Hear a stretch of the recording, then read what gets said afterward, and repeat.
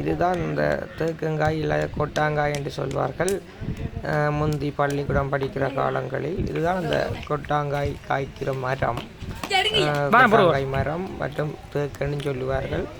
மரத்தில் காய்க்கிற காய் தான். உள்ளுக்கு இந்த விதை நல்லா இருக்கும். இந்த மக்கள் பாருங்கள், இந்த விதையை உடைக்கின்றார்கள். உண்மையிலேயே அது ஒரு கச்சான விட உண்மையிலேயே ஒரு சுவையாய் தரக்கூடியது அந்த விதை. உடைத்து அந்த விதையினை சாப்பிடுகின்ற பொழுது உண்மையிலேயே ஒரு நல்ல ஒரு இதை கொடுக்கும்.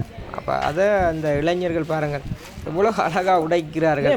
முந்தி நாங்களும் இப்படி தான் படிக்கிற காலத்தில் உடைத்து அழகாக சாப்பிட்றது. அப்போ அந்த சாப்பிடும்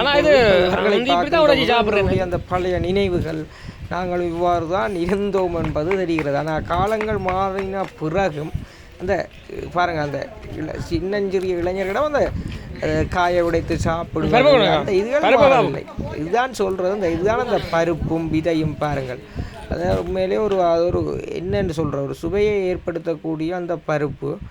இதனை இப்போதைய இளைஞர்களும் அதை செய்கின்றார்கள், சிறுவர்கள் செய்கின்றார்கள் என்ற பொழுது மிக்க மகிழ்ச்சியாக இருக்கின்றது.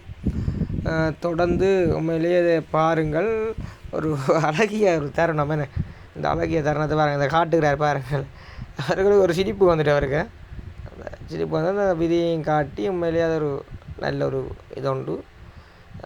நான் வந்தால் போல் இதை எதர்ச்சியாக எடுக்க வேண்டிய